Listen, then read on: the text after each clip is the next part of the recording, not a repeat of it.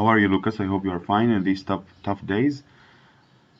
So we are going to talk about bacteriology spots. This is the first bacteriology section.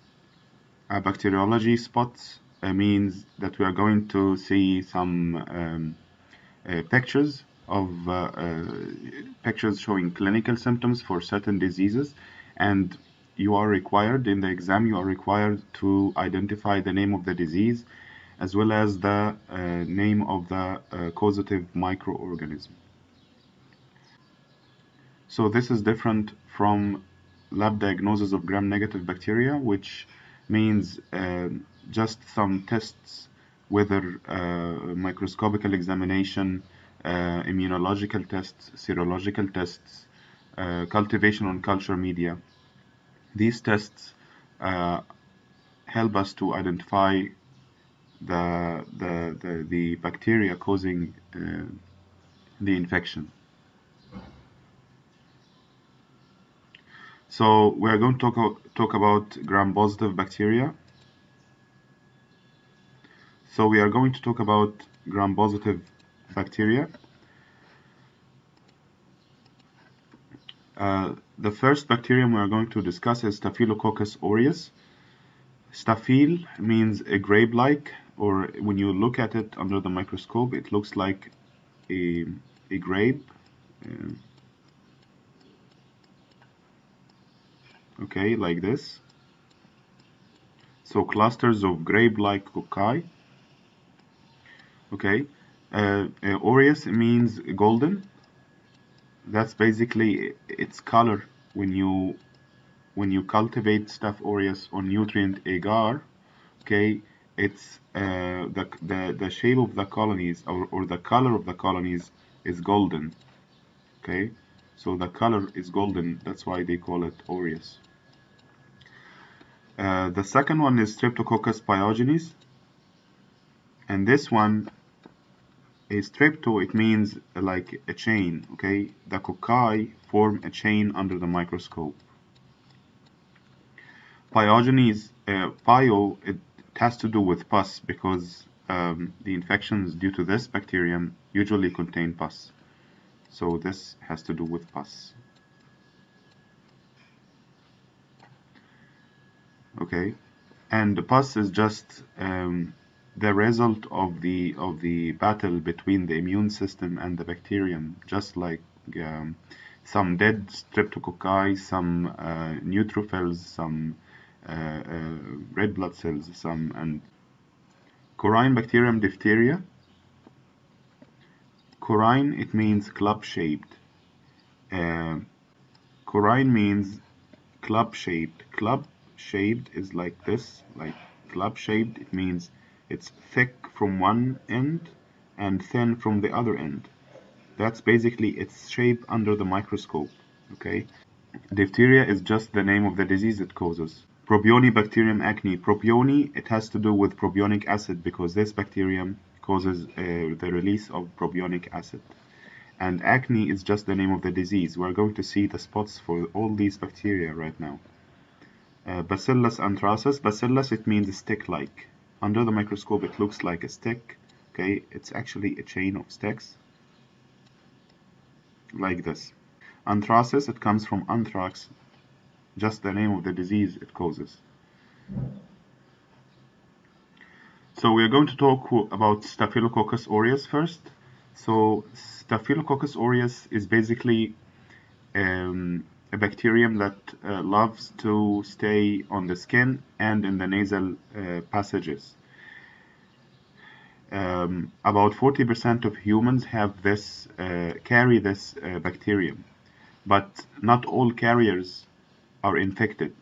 So carriers, it means they have the bacterium on their skin or in their nose, but it's not causing a disease. It's not causing an infection, because basically the immune system is strong enough to prevent it from causing an infection. But when the immune system is compromised, or when, for example, there is a wound in the skin and this wound is not cleaned and it's not disinfected properly, then this bacterium can cause an infection. The first symptom it causes is staphylococcal scalded skin syndrome. SSSS, furuncle, impetigo, and toxic shock syndrome.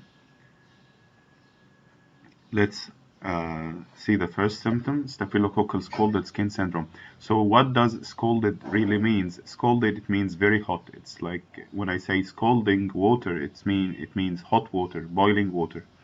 So when this hot water falls on the skin, it causes the skin to peel. So this the shape of the skin when scalded water falls on it is very similar to the shape of the skin when the Staphylococcus aureus causes skin infection. So in case of staphylococcal scalded skin syndrome, how does the skin peeling occurs? So to understand this, this is the structure of the skin. These are the layers of skin. You're not required to memorize these. Just for you to understand this. Stratum corneum. This is the uppermost layer. Okay. Then stratum granulosum, stratum spinosum, stratum basal. Now in the stratum spinosum and the stratum granulosum, you can see some tight junctions holding the skin cells together. These are called desmosomes or desmosomal junctions. Okay. What happens is the Staphylococcus aureus has some proteases. Okay. The proteases means they destroy proteins. These proteases are toxins. They are called toxin A. Okay, it's toxin A.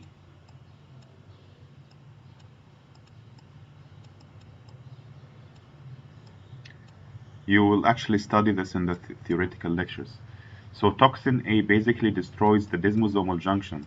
Okay, destroys desmosomal junctions. So basically what happens is that this part of the skin is peeled off. Okay, so all this part of the skin is basically peeled off. So that's how this appearance happens. Okay, as you can see, this is the skin peeling. So let's move to the next symptom, furuncle. Furuncle basically means an inflammation of the base of hair follicles. Okay, so it's actually filled with pus. So that's how it looks like. The third symptom is impetigo. It's also called by Streptococcus pyogenes. We will come to this right now. So impetigo is it's yellowish in color. It's like it's honey colored. They call it honey colored vesicles. Honey colored. So these vesicles are a little bit crusty. They are not smooth. They look crusty a little bit. Okay, and they are filled with pus. So they are filled with pus. And this is different from the vesicles caused by herpes simplex virus type 1. If you remember from the first term, we took a picture similar to this for HSV1. Now, the vesicles caused by HSV1 are actually filled with water. They are not filled with pus. The fourth symptom is toxic shock syndrome. Here we can see also skin peeling. In this case, the skin peeling is mainly localized in the palms and the soles. Okay, so palms and soles mainly.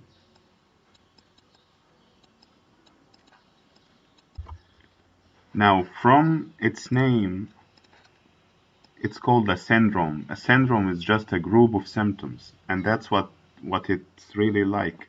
It's a group of symptoms like very high fever, low blood pressure, vomiting, diarrhea, muscle aches, seizures, and can end up with circulatory failure and death. So this is a fatal condition that Staph aureus might cause in certain circumstances.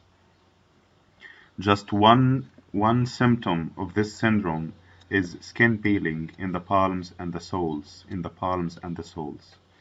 So basically, the first symptom we took, the SSSS, this is a non-fatal this is a non-fatal condition.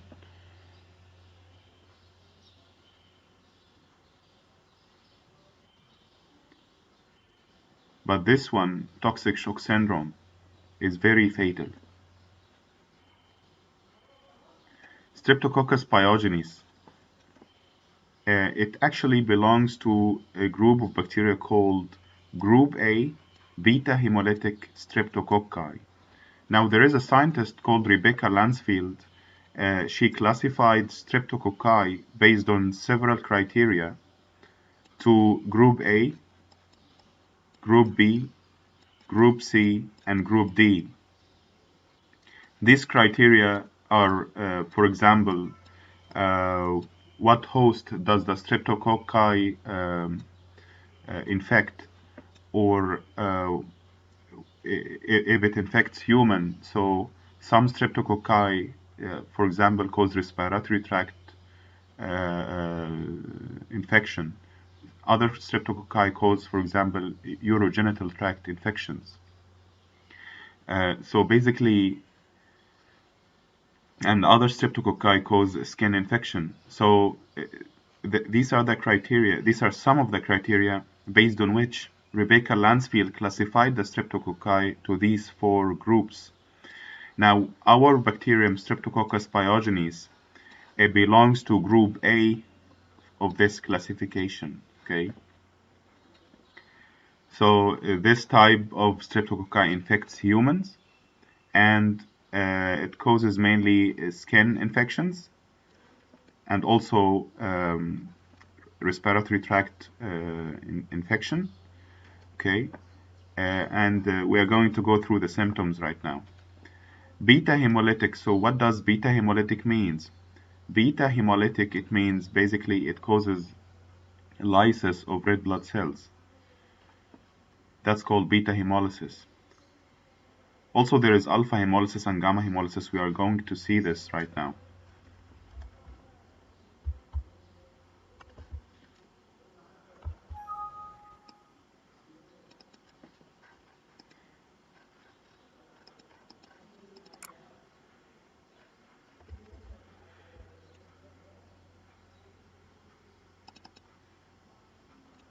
Now, as you can see, this is basically the group A beta hemolytic streptococci. This is Streptococcus pyogenes. This bacterium is grown on blood agar.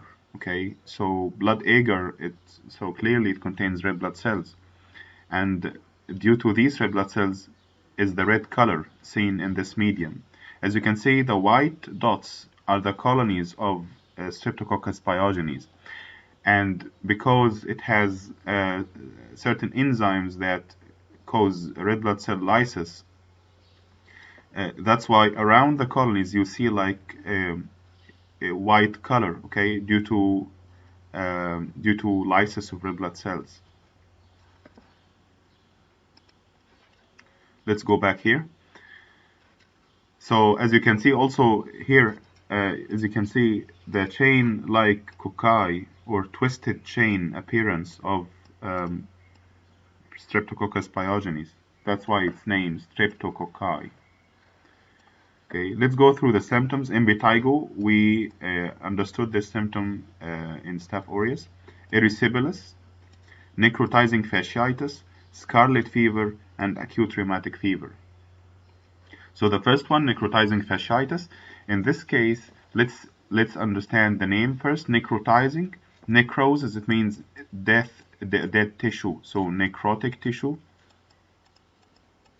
Necrotic, it means dead. And when the tissue dies, it turns to black color, okay? Because no blood supply is anymore present. Fasciitis, the fascia, it means connective tissue.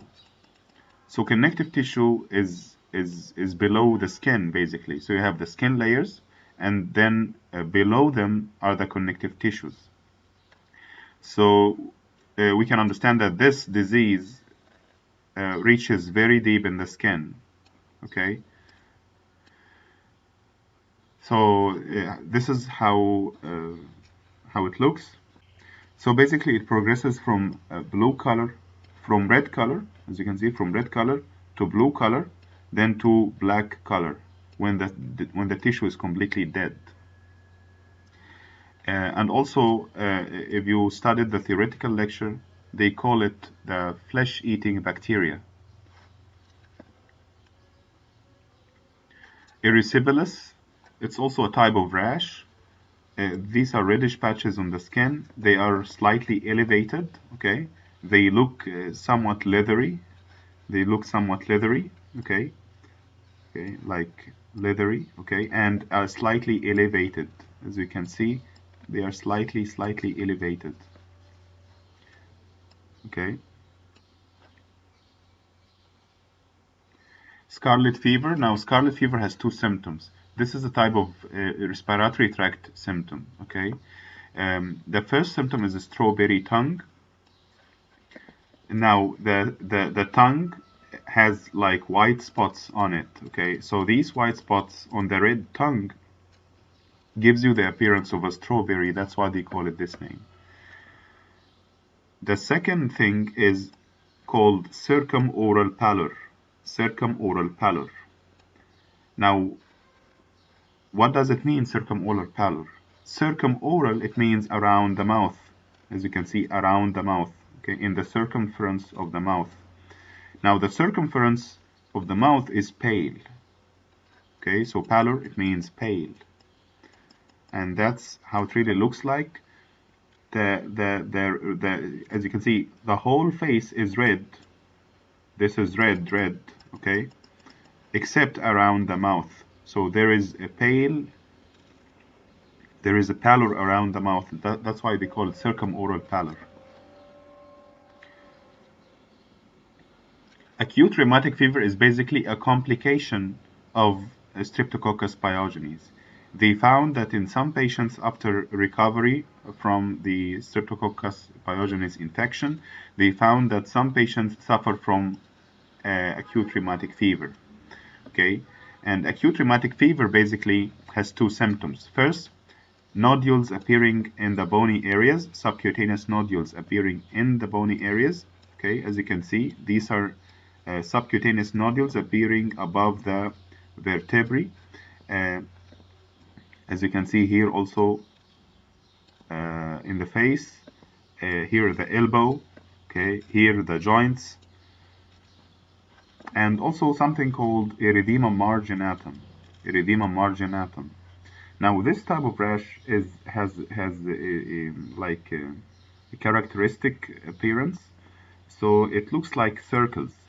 So the redness form a circle like this, and the middle of the circle is pale or almost pinkish, slightly pinkish. So the rash appears basically like a circle, as you can see, like a circle. Okay, here's also a little circle.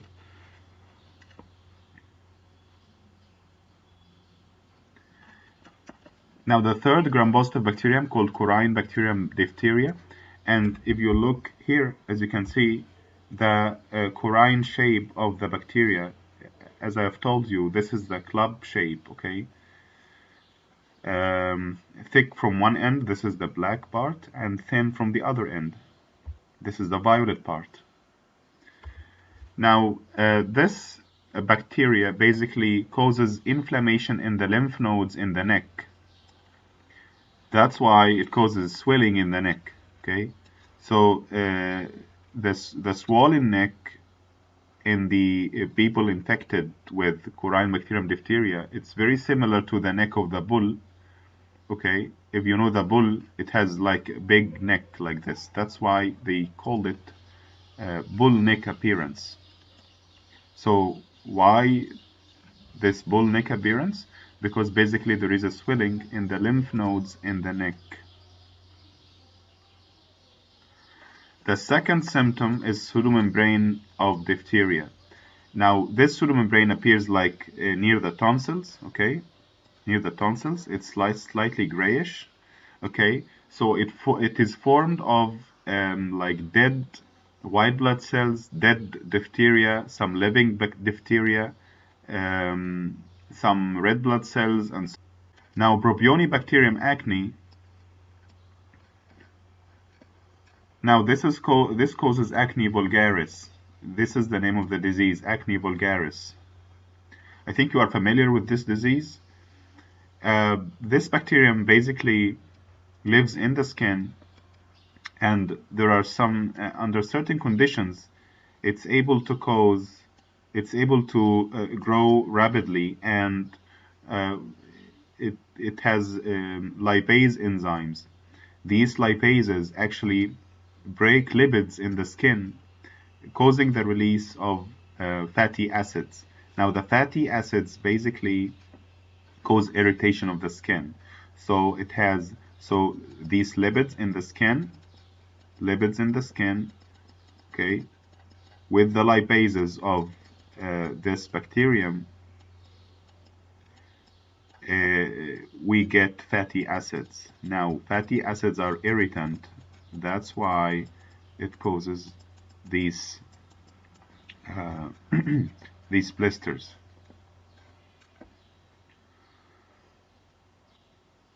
Bacillus anthracis causes anthrax. Okay, one symptom of anthrax is black areas in the skin. These black areas basically represent dead skin tissue, necrotic tissue.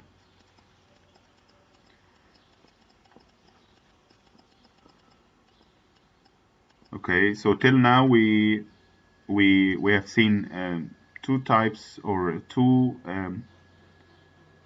shapes of necrosis. The first one was due to Streptococcus pyogenes. The name of the symptom was necrotizing fasciitis, and in this case here in Bacillus anthracis it causes anthrax, and this is the shape of the necrotic tissue of anthrax. Now we move to gram-negative bacteria. Neisseria meningitidis, Neisseria gonorrhea, Bordetella pertussis, Helicobacter pylori, Campylobacter jejuni, Salmonella typhi, Vibrio cholera, and Pseudomonas aeruginosa. Neisseria meningitidis, it causes meningitis.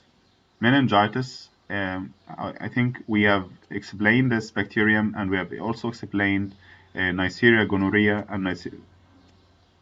We have explained Neisseria gonorrhea and Neisseria meningitidis in the lab diagnosis of gram-negative bacteria.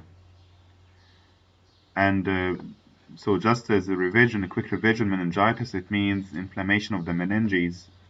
These are the like tissues surrounding the membrane surrounding the brain. It causes something called petechial rash. Now this is slightly different from the all other kinds of rashes. This is basically it's just a subcutaneous bleeding.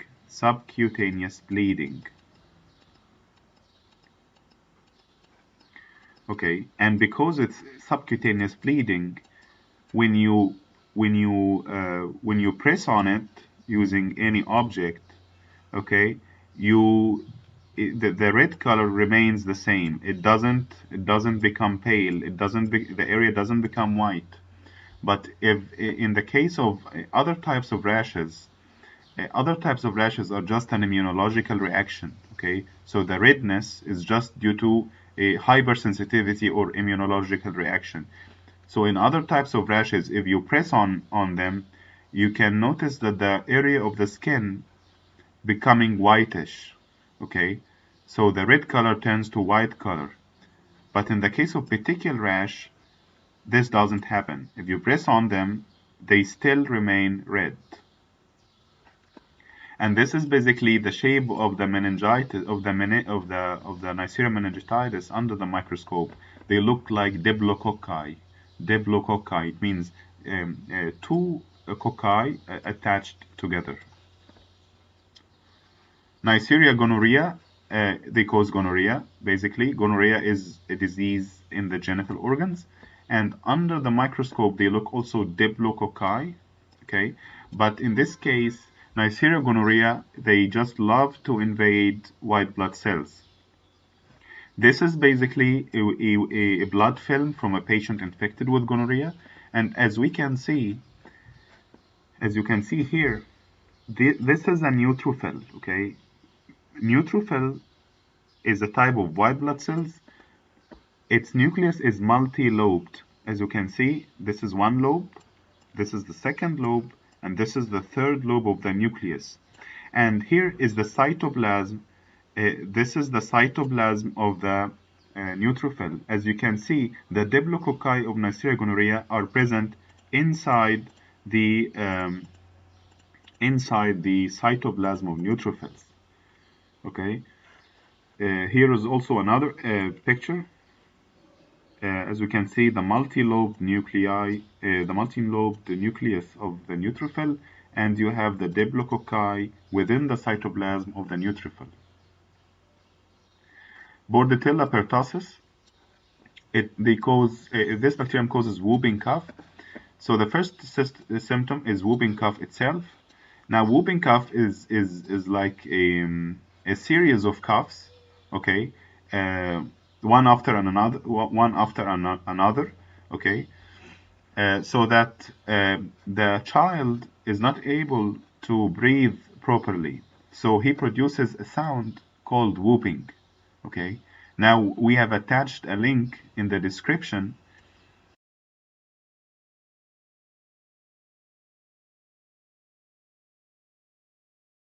Now the second symptom is subconjunctival hemorrhage.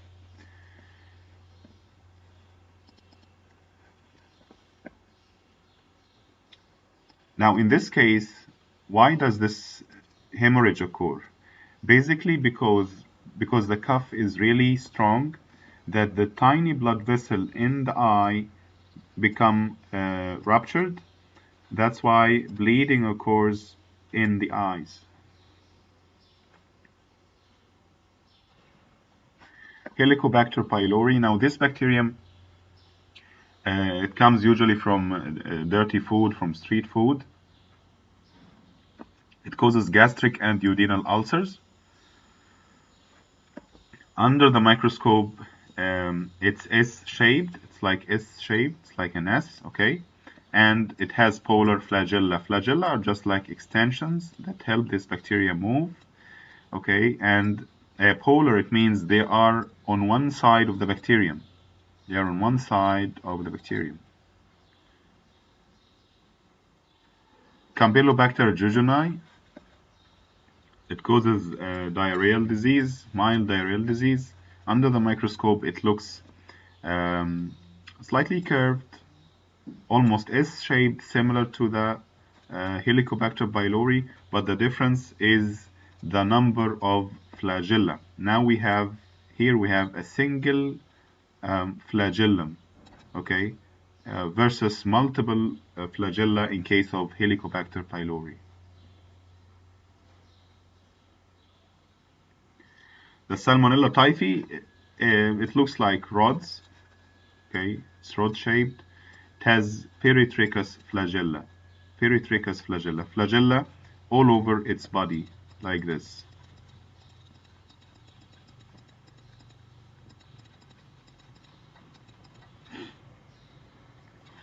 Now, Vibrio cholera, okay, it causes severe watery diarrhea, okay,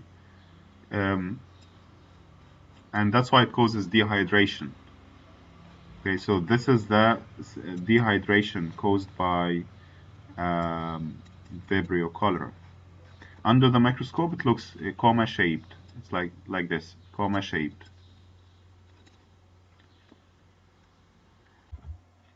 Now we're going to talk about Pseudomonas aeruginosa. Now, the first symptom is swimmer's ear. Okay, you need to know that the ear canal contains earwax. Okay, the earwax actually makes the environment unsuitable for bacterial growth.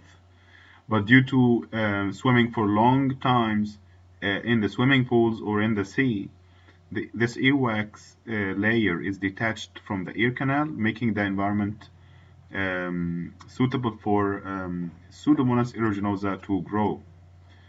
Okay, so when it grows, it causes inflammation of the external ear canal. It's called otitis externa. They call it swimmer's ear. The second one is pigmented nails. This bacterium produces green pigments called phyocyanin and pyoverdins. It's not important, but just for you to know. Pyoverdins.